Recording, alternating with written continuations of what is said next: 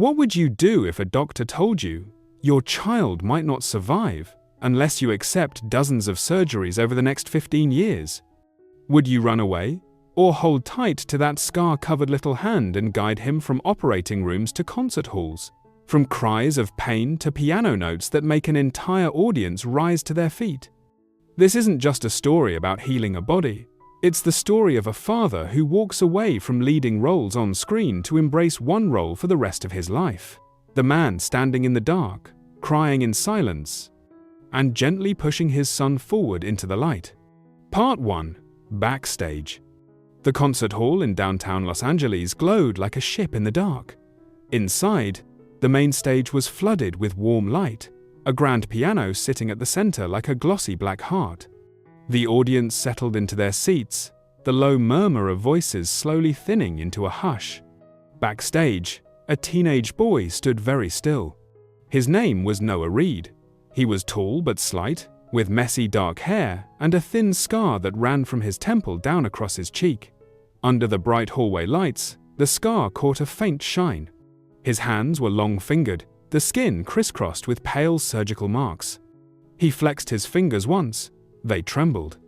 Beside him, a man in his early 50s leaned against the wall, watching him. The man wore a simple black shirt and jeans, but his face was one millions of Americans knew from movie posters and streaming platforms. Ethan Reed, actor, leading man, the kind of star whose face had been plastered across billboards on Sunset Boulevard for over 20 years.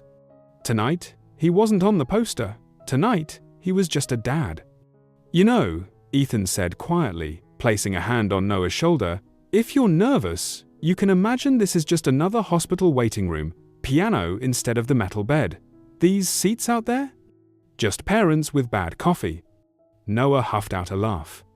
"You're the one who looks like he's about to faint," he said. "I'm okay, man." Ethan narrowed his eyes. "There it is again." "What?" "The man thing. I'm your dad, remember?" "You're my dad and my friend," Noah said. "Friends say man." Before Ethan could reply, a stage manager stuck her head around the corner. "Noah Reed, you're up in 5. "Yes, ma'am," Noah said automatically. She disappeared. The hallway fell quiet again. Noah took a breath, then another. His fingers had stopped shaking. He rolled his shoulders back, like he'd seen his dad do 100 times before walking onto a movie set. "Hey, Dad?" "Yeah?" "If you start crying out there, you better hide it. It'll ruin your tough guy image." Ethan snorted. "Kid, if I still had a tough guy image, you and your mum destroyed it years ago." Noah smiled for real this time, then turned toward the light at the end of the hallway. Today was his audition for the Pacific Conservatory of Music, one of the top music schools on the West Coast. If he got in, it would be the beginning of the life he'd dreamed of. Piano, practice rooms, recitals, a future in sound. If he didn't, well, he'd been through worse. For Ethan, it wasn't just an audition. It was the peak of a mountain he and his son had been climbing for 15 years, through diagnosis, surgeries, hospital corridors, internet cruelty, and all the tiny private victories no one outside their family had ever seen. He watched Noah walk away, toward the stage door. In that moment, he remembered the first time he had seen his son. Not on a stage, on a hospital bed in Cedars-Sinai, under lights just as bright, but much, much colder. Ethan had always told interviewers he never thought about kids while his career was taking off. It wasn't entirely true. He had thought about them, just not enough to say it out loud. He'd grown up in a small town in Ohio, the son of a mechanic and a waitress. Hollywood had been a universe away, something glimpsed through a boxy TV in the living room. When he moved to Los Angeles at 21 with $200 and a used car that leaked oil, he told himself he would make it, or he would go home trying. He made it. Slowly, then all at once. Commercials, a guest spot on a crime show, a supporting role in an indie film that caught fire at Sundance. Then a lead in a gritty streaming drama, and suddenly he was Ethan Reed, A-list actor, magazine covers, talk shows, late-night hosts teasing him about his jawline and his mysteriously tragic eyes. Nobody asked if he wanted to be somebody's father. Then he met Sarah. She wasn't an actress or a model. She was a pediatric nurse at a children's hospital, with curly hair always escaping her ponytail and a habit of humming under her breath. He met her at a charity event his manager practically shoved him into attending, the kind of gala with too many sequins and not enough air. He was supposed to go on stage, smile, read off a teleprompter about giving back. Instead, he spent half the night by the dessert table, talking to the woman who had just told him, straight-faced, that she hadn't seen any of his movies. "I work nights," she'd said, spooning custard into a tiny glass. "Most of my screen time is cartoons in the waiting room." He laughed. For the first time in a long time, it felt like a real laugh, not one aimed at a camera. They got married quietly 2 years later. No magazine spreads, no aerial drone shots of the venue, just a backyard in Burbank, a taco truck, and a handful of friends and family. Ethan had never been more certain of anything. When Sarah told him she was pregnant at 39, he sat down hard on the couch. "You okay?" she asked, eyes wide. "Yeah," he said, voice shaking. I didn't think I still got first times at this age." They didn't make a big deal out of it publicly. No gender reveals, no ultrasound photos posted online. They went to their appointments like any other expectant parents. Each scan came back normal. Strong heartbeat. Measurements looked great. No abnormalities. 11 checkups. 11 thumbs up. They went home and painted the spare room a soft, powdery blue. Ethan assembled a crib, swore a lot, and finally got it standing mostly straight. Sarah folded tiny onesies, shaking her head at him. "You can cry in movies but not over this?" she teased. "I'm saving it," he said. Big moment, big tears. The big moment came on a grey afternoon in late October. The big tears came too. Just not the way he had imagined. Labor went long. Too long. Sarah's doctor was calm, reassuring. "We'll keep an eye on it. Baby's heart rate is fine." Ethan was not calm. He paced the small room, sat, stood, sat again. He'd done scenes with explosions, car chases, gunfire. He'd hung from harnesses 20 stories up. None of it had ever scared him like this. When the baby finally arrived, the room moved fast, too fast. "Is he okay?" Sarah asked, voice weak. "He's breathing," someone said. "We just need to check a few things." Ethan caught a glimpse of his son as a nurse lifted the baby toward the bassinet, a swaddled form, tiny, wriggling, a small fist in the air. Then the nurse hesitated, just for a second. Ethan saw it, the flicker. "Wait," he said. Can I see him?" The nurse looked at him, then at the doctor. The doctor nodded once. The nurse walked over, holding the baby, whose face was mostly covered by a small hospital blanket. "Congratulations, Mr. Reed," she said. "You have a son." Ethan reached out a finger. Immediately, the baby's hand latched onto it in a surprisingly strong grip. The skin was warm, damp. The tiny knuckles were fused together. "Oh," Ethan breathed. His heart tripped over itself. The nurse's eyes softened. He used his free hand to pull the blanket away from his son's face. What he saw knocked the air out of his lungs. His baby boy's forehead bulged forward in a sharp, unnatural curve. The skull seemed too tight for the face beneath it. The eyes, beautiful, dark, alive, protruded slightly. The sockets shallow. The midface was underdeveloped, the nose small, the upper jaw recessed. The little hand still clinging to his finger had 4 fingers, but they were partially fused, like a mitten with grooves. For a moment, the hospital room shrank to a single point. "No," Ethan whispered. "No, that can't be right. We had scans, The nurse said gently. "We're going to have the pediatric specialist come talk with you, okay?" Behind him, Sarah lifted her head weakly. "Ethan?" she asked. "Is he okay? Is he—" Ethan turned, blanket still in his hand, baby's grip still tight on his finger. His mouth opened, but the words wouldn't come. He thought of all the times he'd faked tears on command.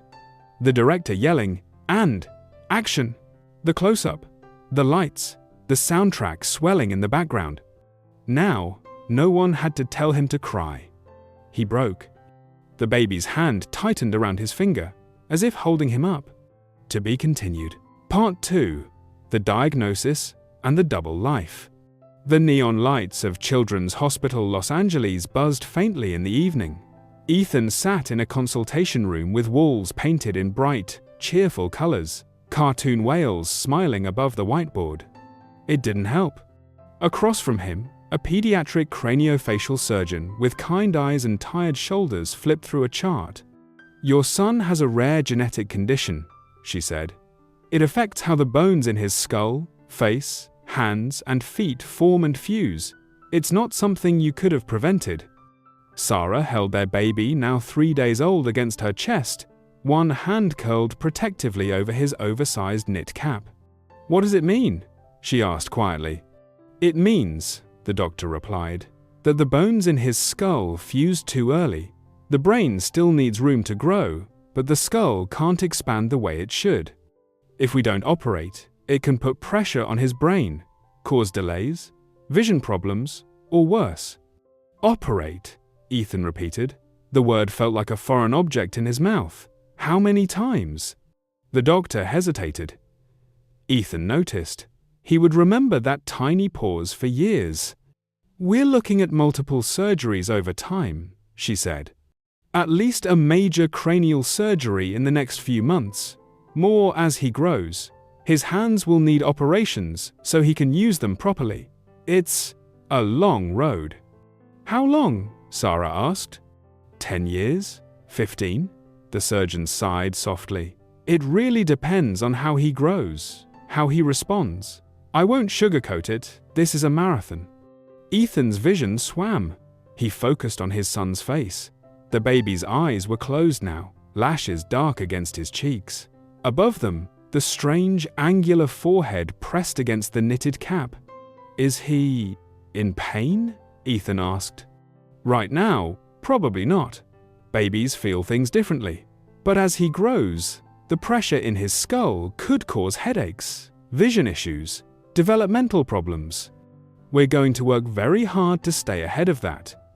And after all that," Sarah's voice cracked, will he live like other kids?" The doctor looked directly at them. "We can help him breathe better, see better, move better. We can reduce some of the differences in his appearance. He can go to school, make friends, play, learn an instrument, fall in love, live a life, but he will always look unique.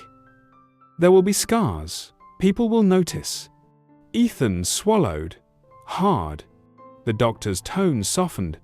"What matters most isn't making him normal," she said. "It's helping him be himself, healthy, functional, confident. That will require medical work. It will also require you."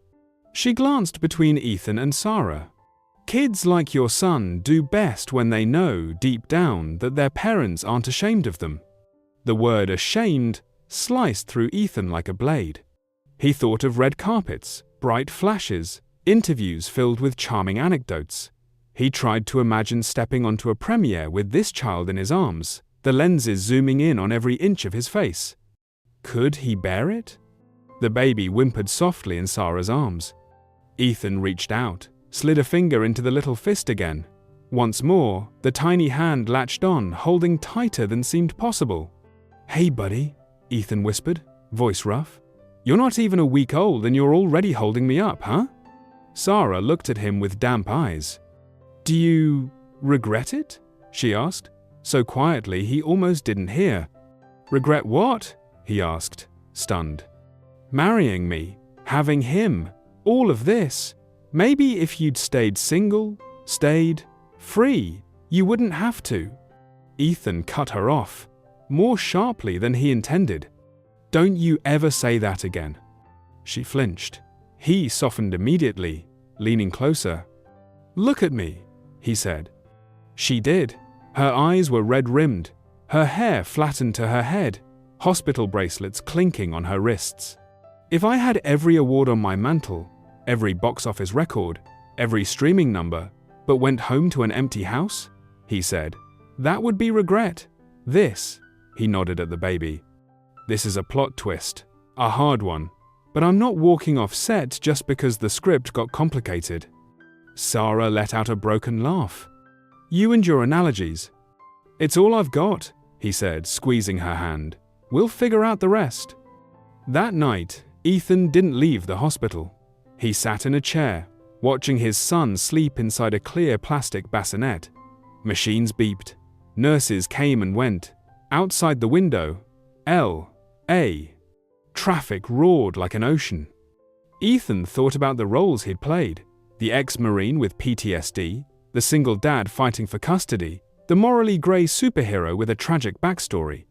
He'd researched, trained, talked to experts. He'd learned how to cry on cue, scream on cue, break on cue. There was no script for this. He got up, leaned over the bassinet, and very gently slid his finger into the baby's hand again. Okay, little man, he whispered. Here's the deal.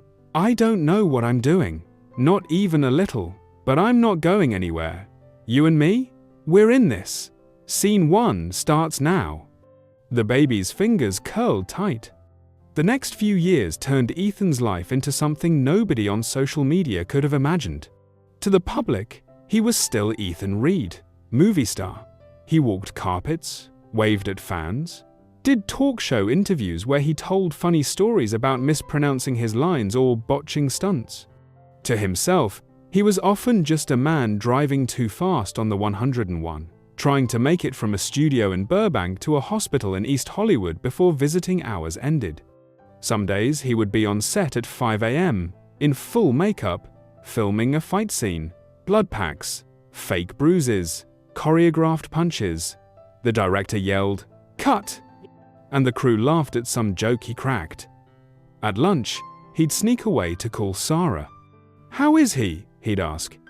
"Sleeping now," she'd say. "They're adjusting his meds. The doctors want to talk to you when you get here." After wrap, he'd rip off the costume, wipe off the fake blood, and drive straight to the hospital. The nurses at the night desk got used to seeing him in a baseball cap and hoodie, shoulders hunched. "Hey, Mr. Reed," they'd whisper. "He had a good day today." He'd step into a small room with cartoon decals on the walls and see his son, little Noah, a tangle of IV lines, monitors, and bandages. Sometimes he'd be awake, big eyes roaming around the room. Sometimes he'd be asleep, a tiny snore escaping his weird, perfect nose. Ethan would pull a plastic chair up to the bed, pull out a script, and try to memorize lines. Half the time, he'd stop and just watch the monitor, counting the green pulses of his son's heartbeats. Once, during a grueling night shoot for a big-budget action movie, Ethan's phone buzzed in his pocket between takes. He glanced at the screen. "Sarah, he's heading into emergency surgery. They think there's a bleed. Get here if you can." "Places, everyone," the first AD shouted. "We're doing the explosion again." Ethan walked over to the director. "I need an hour," he said. The director frowned. "We're burning money every minute we stand here, Ethan. My son is being rushed into brain surgery." That shut him up. An hour later, Ethan was in the hospital hallway, the scent of antiseptic in his nose, fluorescent light making everything look flatter, harsher. He was still wearing the undershirt from his costume, streaked with fake soot. A nurse gave him a strange look. Sarah sat on a plastic chair outside the operating room, fists pressed to her lips. He sat down beside her without a word. They stared at the red, "In use" light above the door. "How long?" he asked. 2 hours, she said. "Maybe more." "Did he?" Ethan swallowed. "Did he say anything before they took him?" Sarah closed her eyes. Tears escaped from under her lashes. "He told the anesthesiologist not to worry," she said. "He said he'd done this before." Ethan felt something inside him tear. They waited. When the surgeon finally came out and pushed his mask down, Ethan's heart stopped. "He's okay," the doctor said. "There were complications with the bone, but we got it under control. He'll be in recovery for a while." Ethan exhaled so hard he felt lightheaded. "Thank you," he managed. After the doctor left, Ethan sagged against the wall. "Do you ever feel like we're stuck in a movie that won't end?" Sarah whispered. "Just crisis after crisis?" "Yeah," Ethan said, "but at least we're not watching it alone." One afternoon, when Noah was 4, Ethan caught him standing on his hospital bed, tapping the metal guardrail with his fingers. Tap, tap. Tap. Tap, tap, tap. "What are you doing, buddy?" Ethan asked, closing the door quietly. "It sounds different here," Noah said, tapping the frame, "than here." He tapped the IV pole.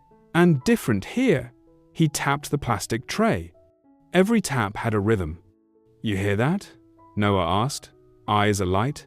"It's like they're all saying different words." "Sounds more like they're singing," Ethan said. Noah's face lit up. "Yeah, singing." Later that week, back at home for a rare stretch between surgeries, Ethan climbed into the hall closet and pulled out a dust-coated keyboard he'd bought years ago.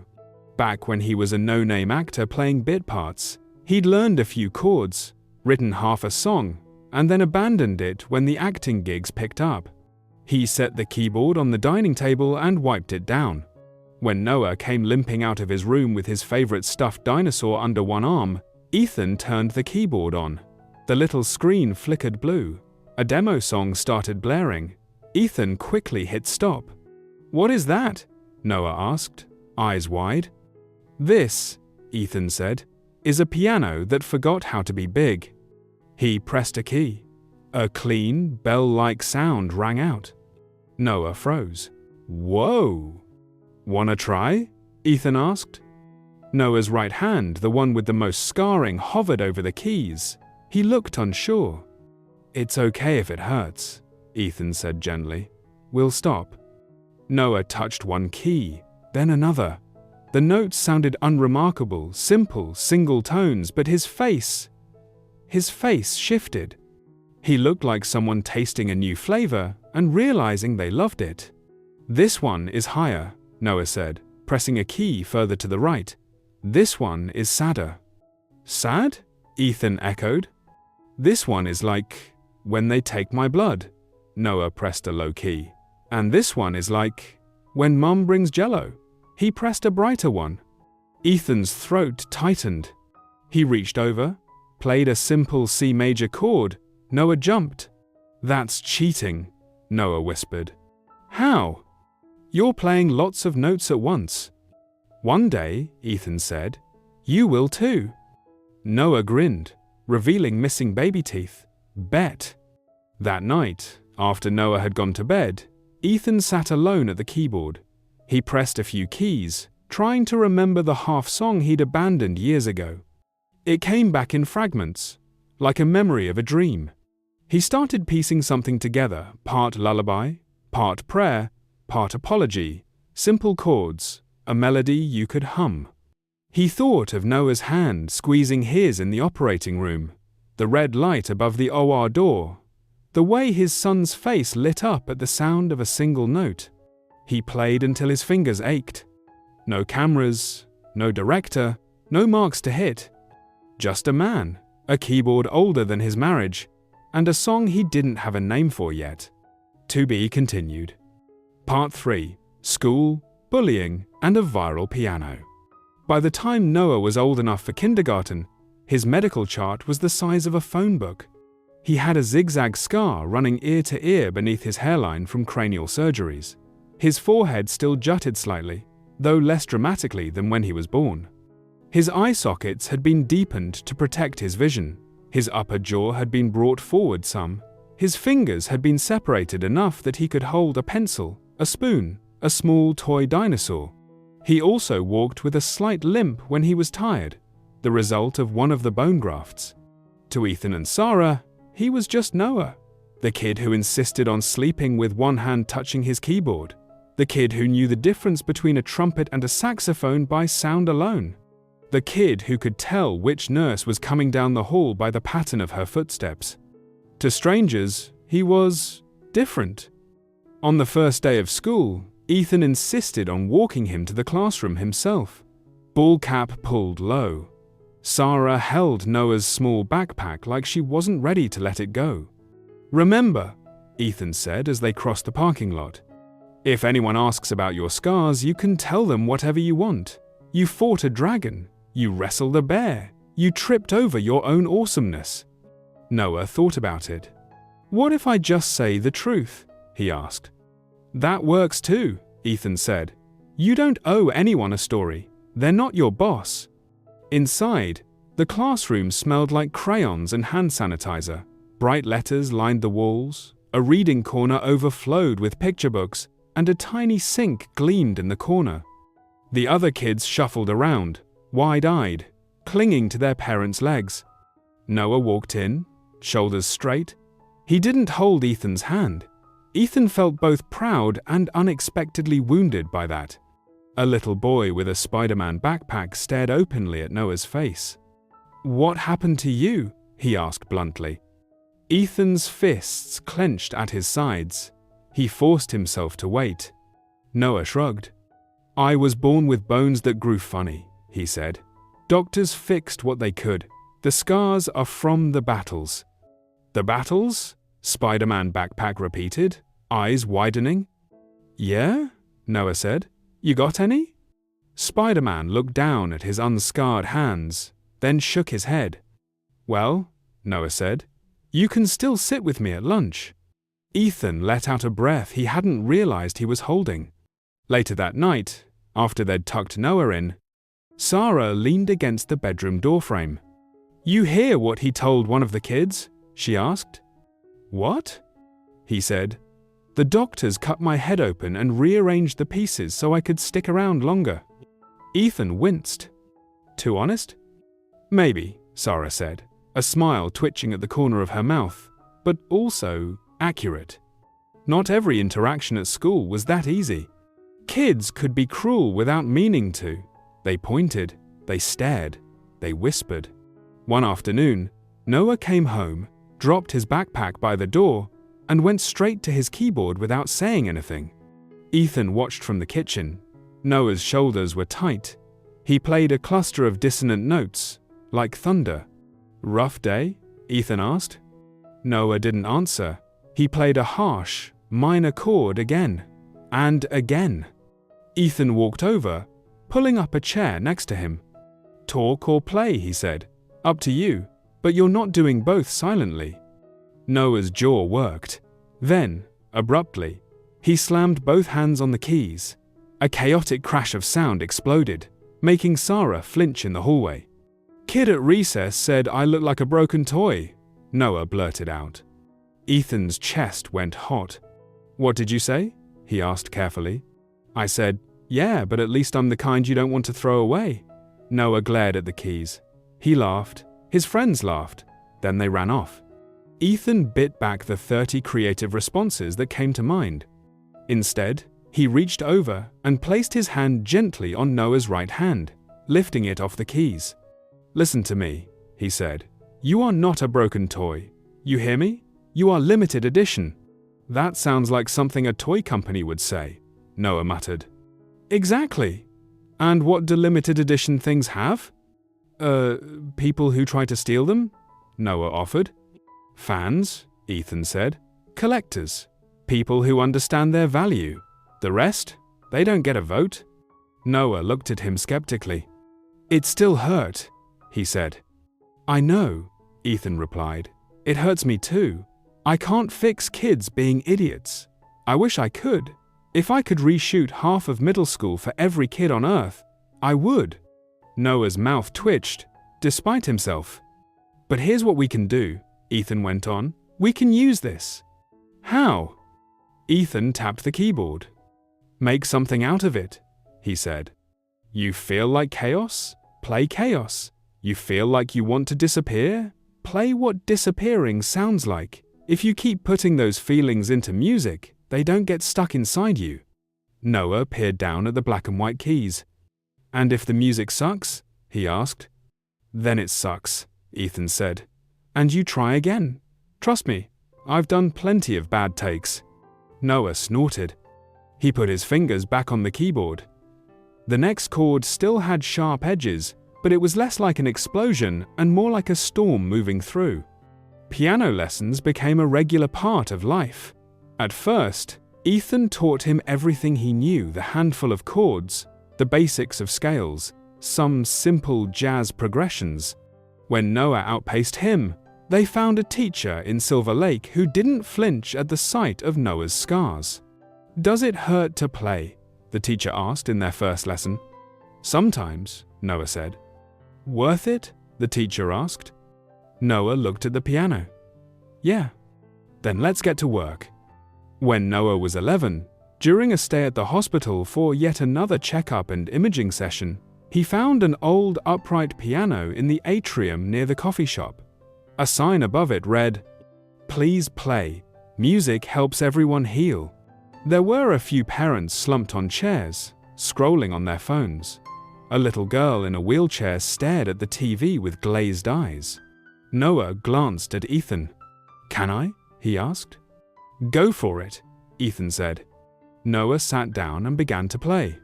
He chose a piece he'd been working on for months, a simple, lyrical melody that his teacher called too sentimental, but that felt right in that moment. His fingers weren't perfect. Sometimes they stumbled or pressed a key too hard, but the sound filled the atrium, floated up toward the high glass ceiling. One by one, heads turned. A mum leaned over, nudging her son. A nurse slowed her steps. The little girl in the wheelchair dragged her eyes from the TV and stared. Ethan watched from a corner bench, heart swelling, throat tight. A young nurse pulled out her phone and started recording. After Noah finished, there was a scattering of quiet applause. A few people smiled at him. The little girl in the wheelchair rolled closer. "That was pretty," she said. "Thanks," Noah replied, cheeks pink. "I have scars too," she told him, pulling back her sleeve to show a long line on her arm. "Cool," Noah said, "matching vibes." The nurse posted the video online that night with the caption, "One of our little warriors at CHLA making the atrium beautiful today." By morning, the clip had traveled far beyond the hospital. Millions of views, thousands of comments. Most of them were kind. "Crying in the break room at work, this is beautiful. What a brave and talented kid. This made my day." But some were not. "Yikes, no thanks. That face is nightmare fuel. Why didn't his parents just, Hollywood actor dad and this is the best they can do? SMH. Ethan read the comments late at night, alone in the living room, phone cold in his hand. His jaw clenched so hard it hurt. He'd played villains, anti-heroes, men who snapped and did terrible things. In that moment, he understood all of them. He wanted to throw his phone against the wall. Instead, he put it down, got up, and went to Noah's room. Noah was sitting on his bed, knees drawn to his chest, phone in his hands. The blue glow lit his face. "You saw it," Ethan said. "Yeah," Noah replied quietly. "You saw them," Ethan said. Noah nodded. "They're wrong," Ethan said. "All of them." "Not all of them," Noah said. "Some are nice. Some of them say, 'I helped them get through chemo,' or helped them not be scared of their own scars." "Yes," Ethan said. "Hold on to those." "What about the others?" Noah asked. "The ones who say I'm gross? Or that you should be ashamed of me? Or that Mum should have, he swallowed, "not had me." Ethan sat on the edge of the bed. "Those people," he said slowly, "are walking around with rooms inside themselves they've never cleaned out. Fear, ignorance, hate. They open their mouths and those rooms come spilling out." "That's disgusting," Noah said. "Exactly," Ethan replied.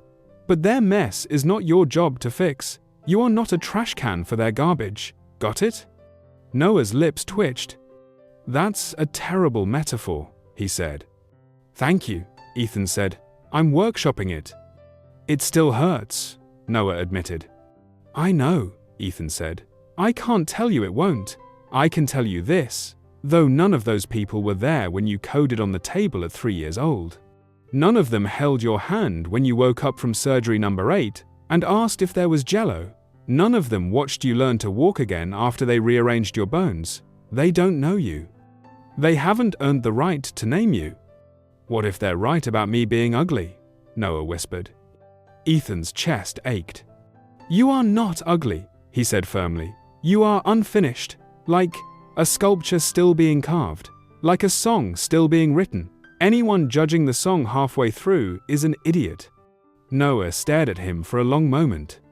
You cried in the car when you first saw the video, didn't you? He asked. Ethan blinked. How'd you know? Noah shrugged. Your eyes are all puffy. You're not as smooth as you think you are, old man.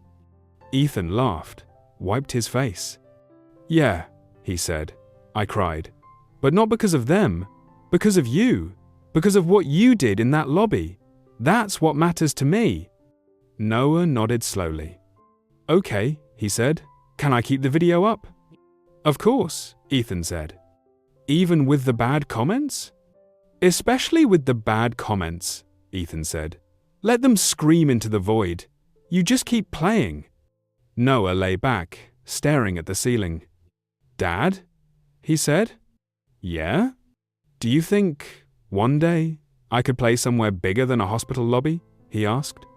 Ethan swallowed around the lump in his throat. Yeah, buddy, he said softly. I think you could play anywhere you want. Even a music school? Noah said. Even a music school, Ethan replied. The kind where they make you practice 8 hours a day and think it's fun. Noah smiled faintly. Sounds like heaven. Ethan knew then, with a certainty that stunned him, that the road ahead had just gotten a new destination. Not just make it through the next surgery, but get this kid to a conservatory. Somehow, to be continued. Part 4, the TV show and the choice. The call came on a Tuesday afternoon. Ethan was in his agent's office, listening to a pitch for a gritty drama about a morally ambiguous lawyer, when his phone buzzed.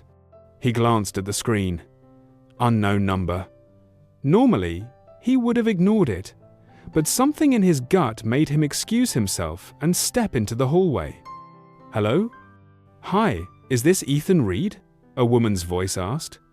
Yes, he said cautiously. My name is Melissa. I'm a producer on a show called Second Chances on NBC. He'd heard of it, a Saturday evening human interest show that specialized in tearjerker stories, reunions, miracle recoveries, surprise proposals. The kind of thing his mum used to watch on cable in Ohio. We saw the video of your son playing piano at the hospital, Melissa continued. We would love to feature your family on the show. Ethan felt his shoulders tense. I appreciate that, he said, but we're not looking to make a spectacle of him. Totally understand, Melissa rushed to say. That's not what we do. We tell stories of resilience. Your son's story, it could help a lot of people who are going through something similar. Parents, kids, people who feel like they're alone. Ethan stared out the window at the Hollywood Hills, green and sunlit, and somehow very far away. Let me talk to my wife and my son, he said. No promises. That evening, he sat at the kitchen table with the email pulled up on his laptop while Noah picked at a bowl of mac and cheese. A TV show? Noah asked around a mouthful. Yeah, Ethan said. They want to have us on. Talk about your surgeries, about music, about all of it. Like an interview? Noah asked. More like they do a whole segment, Ethan said. Footage, home videos, maybe some filming at the hospital, a performance at the end, probably. And people all over the country would see? Noah asked. Millions, Ethan said. Sarah stirred her salad thoughtfully. What worries you? She asked Ethan. Everything, he said honestly. They could edit it however they want, make it more tragic, more saccharine. I don't want them to turn you into some kind of inspiration trophy. An inspiration trophy? Noah repeated, amused. You know, Ethan said, The kid people share online so they can say, if he can do it, what's your excuse? I don't want you to exist just to make other people feel better about their lives. What if, Noah began slowly, what if it helps kids like me feel better about their lives? Ethan looked at him. When I was stuck in the ICU at 8, Noah said, words coming faster, I watched a ton of random TV because there was nothing else to do. I never saw anyone who looked like me, or who had had their head cut open and put back together, or hands like mine. He held his right hand up, flexing the fingers. If I had seen someone like that playing piano on TV, Noah said quietly, I think I would have felt less weird, less alone. The room went still. Sarah put her fork down. There's your answer, she said softly. Ethan's chest ached. He looked between them, his wife, his son, and realized he was outvoted. Okay, he said, then we do it on our terms. The producers were surprisingly respectful. They came to the house with a small crew, no more than 4 people, plus a sound guy who wore a t-shirt with a cartoon cat on it. They interviewed Ethan and Sarah at the kitchen table. They filmed Noah at the keyboard, wearing his favorite faded band tee, no attempt made to hide his scars. They also went to the hospital where Noah had spent so many nights. The staff there were thrilled. Nurses sneaked in to wave at the camera. Doctors shook Ethan's hand like he was just another dad, not a celebrity. When the day of the studio taping came, the Reeds flew to New York. Noah had never been east of Nevada. He pressed his forehead to the airplane window, staring at the clouds. It's weird, he said. Down there is where everything bad and everything good has ever happened to me. Up here, it's just white. A free break from gravity, Ethan said. In the studio, the stage of Second Chances was bathed in warm light. A band ready off to the side. A grand piano gleamed center stage. The host, a woman with silver hair and laugh lines around her eyes, met them in the green room. I'm so glad you're here, she said, shaking Noah's hand first. I've heard about your playing. Noah blushed. Thanks.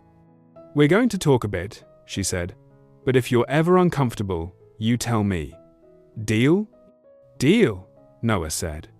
When the cameras started rolling, Ethan felt a familiar switch flip inside him, the one that turned on whenever someone yelled, action. But this time, there was no character to hide behind. The host asked about the diagnosis, the surgeries, the nights in the hospital. There were times, Ethan admitted, when I didn't know if we'd make it to the next day, much less the next year. I'd go to set, pretend to be somebody else, then come here and be a dad in the waiting room. It felt like living 2 lives. What kept you going? The host asked. Ethan looked at Noah. He did, Ethan said simply. Every time the doctors thought they'd have to keep him intubated longer, he'd wake up early. Every time they warned us he might lose something, his eyesight, his hearing, his mobility, he'd figure out a way to adapt. I've played heroes on screen. None of them compare to this kid. The audience, "Aw, Ed." Noah rolled his eyes slightly but smiled. When it was Noah's turn, the questions were gentle but direct. Do you ever wish you'd been born different? The host asked. Noah thought about it. Sure, he said. Sometimes, when people stare, or when my head hurts, or when it takes longer to do stuff with my hands. But then I think, if I were different, I wouldn't have met half the people I've met. I wouldn't know how strong I am. I probably wouldn't play piano like I do, because I wouldn't have needed it so much. Needed it? The host asked. Yeah, Noah said. Music is where I put all the stuff I can't say. The scary stuff, the angry stuff, the really, really sad stuff. If I didn't have it, I think I'd be stuck. There was a hush in the studio. The host cleared her throat. Would you play something for us? She asked. Noah nodded. He walked to the piano, sat down, and placed his scarred hands on the keys. Ethan stood in the wings, heart pounding. Noah didn't play a famous piece. He played their piece, the one Ethan had written in scraps, and Noah had built on over the years. The unnamed song that had lived in their living room, in hospital cafeterias, in practice rooms, in the spaces between appointments. The melody was simple, clear. It rose and dipped like breath. It held moments of darkness, dissonances that briefly collided and then found resolution. It wasn't perfect. It was honest. The camera moved in on his hands. The audience leaned forward. In the front row, a little boy with a hearing aid watched with wide eyes.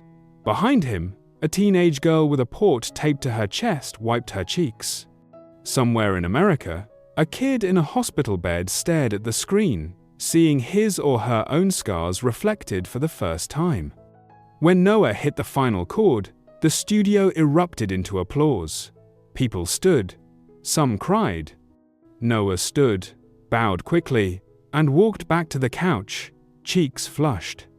"You all right?" Ethan whispered as he sat down. "Yeah," Noah whispered back. "You?" Ethan wiped his eyes. "Nope." The host smiled. "You've spent a lot of your life playing other people, Ethan," she said. "Tonight, I think we met the real you." Ethan shook his head. "You met the real him," he said. "I'm just supporting cast." The episode aired on Saturday night. Ratings spiked. Social media exploded again. But this time the network's filters caught most of the ugliness.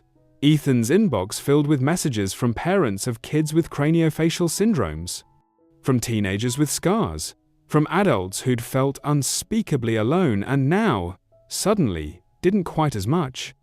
One message from a 12-year-old in Texas stuck with him. "Dear Noah, I have a face like yours, and people tell me not to look in the mirror. When I saw you on TV, I wanted a piano more than I wanted a new face for the first time in my life. Thank you." Noah read it 3 times, then looked up at his dad. "Dad," he said carefully, "I think I know what I want." "What do you mean?" Ethan asked. "For real. For my future," Noah said. "I want to go to music school, like a serious one, a conservatory." Ethan looked at him, at the scars, at the determination in his son's eyes. "That's a tough road," he said. "Lots of competition, long hours, snobby people." "I've been in a tougher place," Noah said simply. "Remember the ICU?" Ethan exhaled, half laugh, half sob. "Okay," he said. "Then we figure out how to get you there." To be continued. Part 5. The Road to the Conservatory.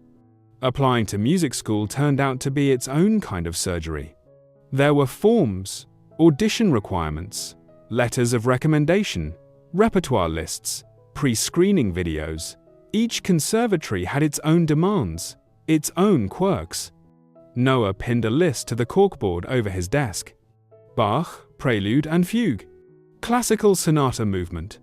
Romantic or impressionist work. 20th or 21st century piece. One piece of applicant's choice. He stood back, studying it. "That's a lot of dead guys," he muttered. "That's a lot of practice," Ethan corrected. The months that followed were a blur of scales, arpeggios, metronomes, and late-night takeout containers scattered around the living room piano. Noah practiced before school, after school, between doctor's appointments, on weekends. Some days his hands ached so badly from old surgical scars and nerve sensitivity that he had to ice them. "Maybe that's enough for today," Sarah would say, hovering by the door. "I'll stop when it hurts in my brain and not just my hands," Noah would reply. "Your brain never stops," Ethan said. "Maybe aim for something more realistic, like when your stomach growls loud enough to scare the neighbors." Ethan rearranged his own life around Noah's. He turned down a lead role in a superhero reboot that would have shot in Atlanta for 6 months. "Are you sure?" his agent asked, incredulous. "This is franchise stuff, multi-picture deal. This is the big one." "I have a bigger one at home," Ethan said. He took smaller roles in projects that shot in LA, indie films that wrapped in 3 weeks, a voiceover gig for an animated movie about a depressed alpaca. He showed up at auditions with sheet music in his bag, just in case he could run lines with Noah in the waiting room. One night, close to midnight, Noah slammed the fallboard of the piano down and let out an inarticulate groan. "I can't get this damn Chopin to sound right," he shouted. "My left hand keeps rushing, my right hand is uneven, and the middle part sounds like a dishwasher full of silverware." Sarah poked her head in from the hallway. "Language," she said, automatically. "Sorry," Noah muttered. Ethan came in, sat down on the bench beside him. "Play me the dishwasher," he said. Noah glared at him, then lifted the fallboard again and played. Ethan didn't know Chopin well enough to tell how accurate it was technically, but he could hear the unevenness, the way Noah's frustration bled into the dynamics. "You know what I think?" Ethan said when Noah finished. "That I should become an accountant," Noah said. "I think you sound like someone who's trying so hard not to mess up that you're forgetting why you like the piece in the first place," Ethan said. Noah slumped. "What if I mess up in the audition?" he asked. "What if I blank, or my hand cramps, or I just freeze? They're not going to care that I've had surgeries. They're just going to hear the mistakes." "You know, the first time I walked into an acting class," Ethan said, "I forgot my monologue. Completely. Blank. I stood there and I said, 'Hi, I.'" Noah stared, then snorted. "What did they do?" he asked. "They laughed," Ethan said. "And then the teacher said, 'Good. Now that you've gotten your biggest fear out of the way, you can start learning.'" "That's a terrible teaching method," Noah said. "It worked," Ethan said. "Look, I'm not going to lie to you. You might mess up. Everyone messes up. But you've survived things a lot scarier than a panel of professors." Noah was quiet for a long moment. "Do you ever wish you hadn't put me on that TV show?" he asked suddenly. "What?" Ethan blinked. "No. Why?" "It's just..." Noah traced a crack in the piano's lacquer with his finger. "Now some people expect me to be, like, the inspirational disabled kid and a musical genius. What if I'm just... okay? What if I'm just a decent pianist who happens to have a weird face? Is that enough?" Ethan's heart clenched. "It's more than enough for me," he said. "Those people, they're not the ones who sat next to you at 3 a.m. while your head was wrapped in bandages, remember? They're not the ones who know what your hands look like before and after surgery. Their expectations don't pay rent in this house." He tapped Noah's chest lightly. "You know whose expectations matter?" he asked. "Mine?" Noah guessed. "And yours," Ethan said, tapping his own chest. "And your mum's. That's it." Audition season arrived like a storm front. They flew to San Francisco, Boston, New York. Noah lugged his sheet music in a backpack, noise-cancelling headphones around his neck. Ethan became an expert at finding good coffee within walking distance of conservatory buildings. Each audition looked more or less the same from the outside. A large building full of nervous 20-somethings clutching instrument cases and water bottles, parents pretending not to be more anxious than their kids, posters of graduates who had gone on to play in famous orchestras or on Broadway. Inside, it was Noah versus the piano versus his own mind. Waiting outside one audition room in Manhattan, Noah sat on the floor, back against the wall, hands in his lap. The door opened. A girl came out, eyes red, violin case slung over her shoulder. "How was it?" her friend whispered. The girl shook her head, biting her lip. "I blew the Paganini. It's over." Noah glanced at Ethan. "Maybe I should have taken up triangle," he said. "The triangle players are probably in a different hallway," Ethan replied. "Too rowdy." Noah sighed. "What if none of them say yes?" "Then we regroup," Ethan said. "Maybe you study with someone privately a little longer. Maybe we look at different schools. The point is, this isn't the first time we've waited on the other side of a scary door." Noah's eyes flicked to the exit sign at the end of the hall, glowing red. "Feels like that OR door," he said quietly. "Yeah," Ethan said softly. "It does." The door to the audition room opened. A proctor with a clipboard stuck his head out.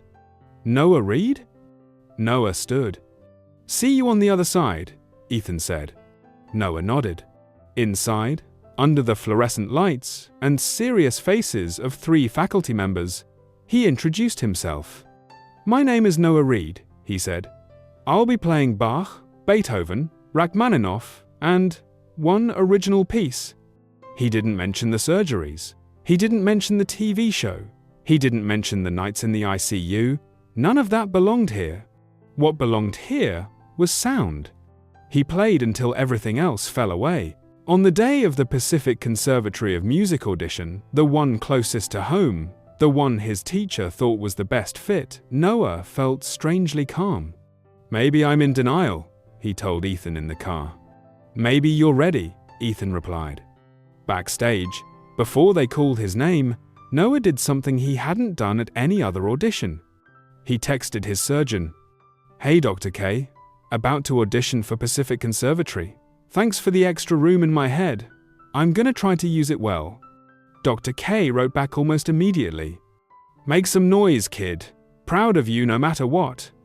When the stage manager called his name, Noah walked into the glare of the lights, bowed to the panel of professors, and sat at the piano. He thought of every hospital hallway he and his dad had walked, every IV pole they'd pushed, every time his mum had sat beside his bed knitting while monitors beeped. He rested his fingers on the keys. Then he played. To be continued. Part 6. Acceptance and the longest roll. The acceptance email came on an ordinary Wednesday. There was no dramatic music, no camera crew, just Noah sitting at the kitchen table, surrounded by textbooks and loose-leaf paper, refreshing his inbox like a man possessed. Ethan was on the couch, pretending to read a script, actually watching his son over the top of the pages. Sarah was at the counter, chopping onions for dinner. She sniffed. "Are you crying already?" Ethan asked. "It's the onions," she said, "and maybe a little pre-crying, for whatever happens." Noah's laptop chimed. All 3 of them froze. "Well," Ethan said, "don't keep us in suspense, Mr. Reed." Noah clicked. For a moment, his face didn't change. Then his eyes widened. "Oh," he said. Sarah put down the knife so fast it clattered. "What?" she demanded. "Oh, what? Oh, no? Oh, yes? Oh, what?" Noah looked up, stunned. "I got in," he said. Nobody moved. Then Ethan shot to his feet so fast the script flew off his lap. "You did?" he shouted. "I did," Noah said. Sarah let out a full-body sob and grabbed a dish towel to her face. Ethan grabbed Noah, pulling him up into a hug that nearly knocked them both over. "You did it," Ethan said into his son's hair. "You freaking did it." "We did it," Noah said, voice muffled. "You and Mum and Dr. K and everyone." Ethan pulled back just far enough to look at him. "You're the one who went under the knife," he said. "You're the one who sat at that piano when your hands hurt. You're the one who walked into that audition room and played. Don't you dare hand this off to us." "Dad," Noah said, eyes shiny, "do you know what the subject line says?" "What?" "Welcome to Pacific Conservatory, piano performance major." Ethan laughed, then cried, then laughed again. "I'm framing that email," he said. The months between acceptance and move-in were oddly peaceful. There were still doctor's visits. Noah's condition hadn't magically vanished with his acceptance letter. He still got headaches when the weather shifted abruptly. He still had hardware in his skull and face that needed monitoring. The risk of complications was always there, a shadow at the edge of every appointment. But now, for the first time, their schedule wasn't built around surgeries. It was built around a future. They toured the conservatory campus practice rooms lined with pianos, soundproofed halls, a library full of scores. Noah walked through it all like someone entering a cathedral. "Feels like home," he said. Ethan watched his son run his fingers along the doorframes, peek into studios where jazz combos rehearsed, stand in line at the campus cafe with other freshmen. For once, Noah's scars drew no more attention than anyone else's quirky haircut or thrift store jacket. At an art school, everyone was a little strange, a little scarred, a little too much. On move-in day, Ethan carried boxes up 3 flights of stairs to Noah's dorm room. Sarah made his bed, then remade it when she decided she didn't like the way the corners were tucked. Noah rolled his eyes but let her fuss. "So, this is it," Ethan said, leaning against the now empty car. "This is it," Noah echoed. "You have your meds?" Sarah asked for the 3rd time. "Yes, Mum." "Your appointment schedule synced to your phone?" "Yes, Mum." "You know what to do if you get a migraine?"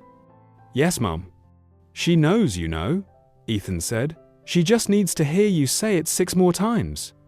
Noah looked at them both. "I'm going to be okay," he said. "You taught me how." Ethan swallowed hard.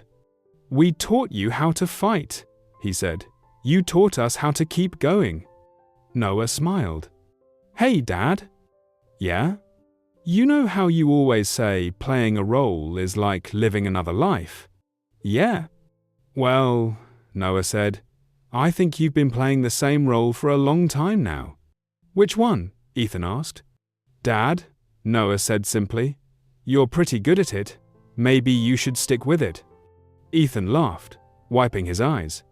"I don't think I know how to quit," he said. They hugged one more time, longer than any of them admitted they needed. Then Noah turned and walked into the dorm, shoulders squared, backpack slung over one arm. Ethan and Sarah stood in the parking lot, watching until he disappeared. "He's really doing this," Sarah said. "Yeah," Ethan said. "He is." "You think he's scared?" she asked. "I think he's scared in all the right ways," Ethan answered. "The kind that means he cares." They drove home in mostly comfortable silence. The house felt too quiet without Noah's practicing, without his running commentary on whatever piece he was working on. That night, Ethan walked into the living room and sat at the old keyboard, the same one he'd dragged out of the closet all those years ago. He pressed a key. The sound was a little out of tune. The space beside him on the bench was empty. He started to play the old, unnamed song, the one that had carried them from the hospital to home to TV studios to conservatory auditions. As he played, memories rose and fell with the notes. The first time Noah opened his eyes after surgery and asked hoarsely, "Did I miss Christmas?" The time a kid on the playground asked him if his face hurt, and Noah answered, "Only when I see your haircut." The way Noah's fingers had fumbled over chopsticks but flew over keys. The red "In Use" sign above the operating room. The green "Accepted" word on the email. Somewhere between the 2nd and 3rd repetition of the melody, Ethan realized something. This song wasn't just Noah's. It was theirs. It was the soundtrack of a 15-year journey through fear, hope, pain, and stubborn, unfancy love. It was the sound of midnight drives to the ER and noon recitals in sunlit rooms. It was a father learning to sit in the audience, not on stage, and finding out that sometimes the highest calling is to clap as loudly as you can for someone else. He finished the song, hands resting on the keys. His phone buzzed. A text from Noah. "First day of orientation. Met a guy who had heart surgery as a baby. We're starting a band. Love you." Ethan smiled. "Love you too. Break legs, but not literally. We've had enough surgeries." He put the phone down. In the quiet living room of a house in Los Angeles, a man who'd spent his life pretending to be other people sat alone at a slightly out-of-tune keyboard. Realizing that his greatest role, the one with no rap party, no award show, no box office numbers, would never be over. He wasn't sad about it. He was grateful. Somewhere across town, in a cramped dorm practice room, a young man with a scarred face and gifted hands sat at a well-tuned grand piano, working through scales. He stopped, looked up at the ceiling, and smiled for no particular reason. He put his fingers back on the keys. The music started again. A new movement. Same song, same 2 hearts, still playing it. One on stage, one in the dark. both in perfect time.